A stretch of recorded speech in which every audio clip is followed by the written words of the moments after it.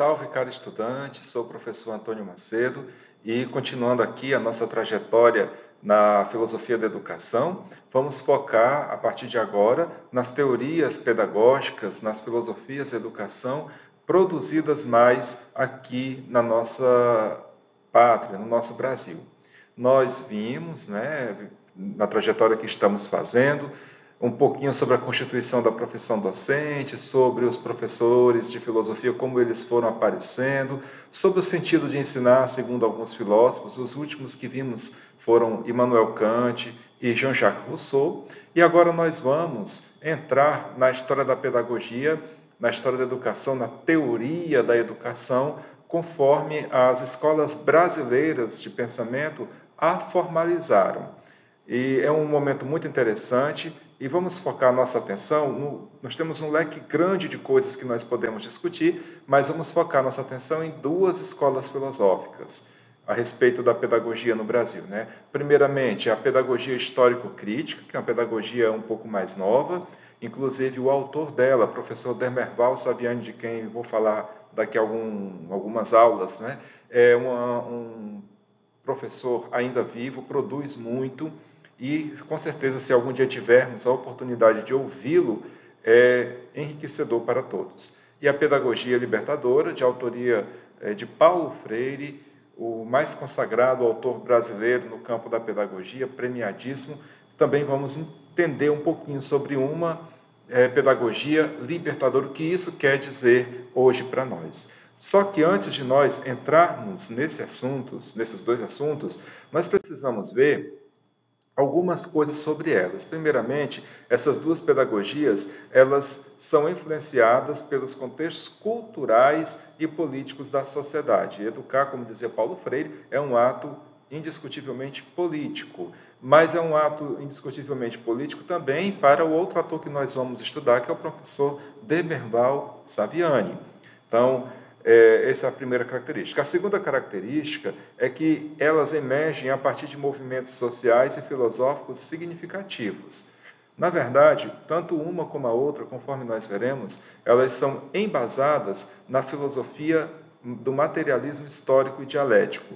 Leia-se na filosofia, primeiramente, do filósofo alemão Hegel, um dos maiores pensadores da história da filosofia, e depois pela pena de Karl Marx, um gigante também aí da filosofia e, sobretudo, da economia, tá certo? E cada corrente dessas duas que a gente vai ver daqui a algumas aulas, cada uma aborda questões como a formação do aluno, o papel do professor, metodologia de ensino e refletindo diferentes concepções sobre a escola e seus objetivos aqui na nossa sociedade. Então, são motivações comuns que levam pensamentos diferentes a buscarem objetivos que também são similares. Objetivo de formação do cidadão, objetivo de dar uma formação básica, aperfeiçoada para o estudante, mas cabe a gente se perguntar, e vamos fazer isso daqui a algumas aulas, porque algumas coisas dão menos certo, porque outras dão um pouco mais certo, questão de método. Então, tudo isso faz parte desse arcabouço teórico muito profundo que nós temos diante dos nossos olhos. Porém, cabe ressaltar que nós temos também outras tendências, não só aquelas duas de que falei antes, a respeito do fazer filosófico assim para a educação. A que eu trago aqui nesse quadro tem o número 1, a racional tecnológica. Ela frisa ali, ela acentua o ensino tecnológico, o ensino de excelência. Há várias escolas que a gente vê no nosso país focadas nisso, inclusive tem universidades, que são universidades tecnológicas, por exemplo, os institutos federais também. As neocognivistas, que são tendências que elas se aproximam muito mais da psicologia, especialmente daquela de Piaget e também da de Vygotsky e outros psicólogos da educação.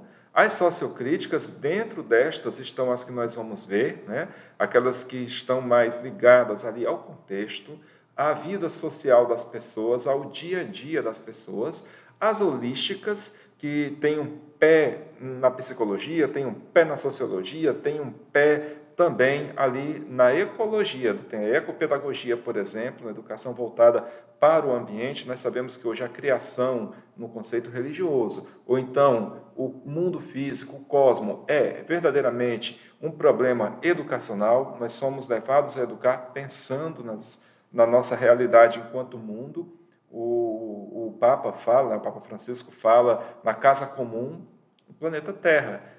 Então, há procedimentos escolares, tendências filosóficas na educação voltadas para esse cuidado ambiental. E as pós-modernas, que são um misto ali de psicologia com filosofia, com antropologia. Por exemplo, a ideia do pós-estruturalismo, que vem depois do estruturalismo, que era uma corrente filosófica e antropológica criada por um professor francês chamado Lévi-Strauss. Inclusive, Lévi-Strauss morreu em 2008, com mais de 100 anos de idade.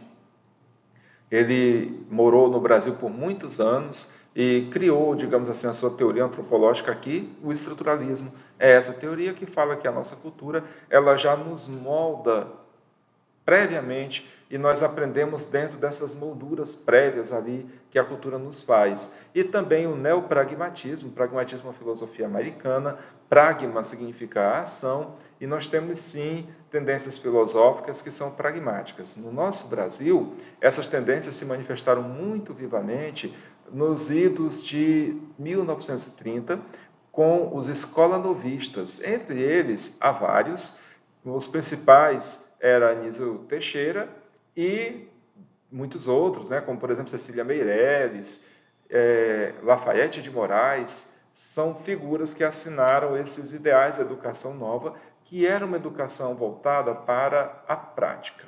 Uma educação assim voltada para levar o estudante brasileiro nos anos 1930, a desenvolver cada dia mais o seu papel na sociedade, mas assim de forma um pouco mais técnica, um pouco mais ativa, daí a palavra ação, a palavra pragma, o pragmatismo. É uma ideia de filosofia da educação em que você aprende executando as tarefas que a sociedade, que a comunidade requer que você as execute, tá certo?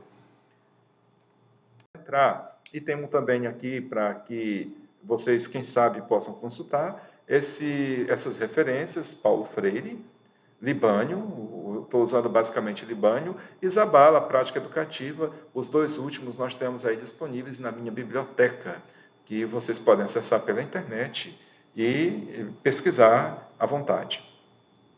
Por hora é isso, e nos encontramos na nossa próxima aula, onde falaremos sobre a educação histórico-crítica, a pedagogia histórico-crítica de Demerval Saviani. Até lá, gente!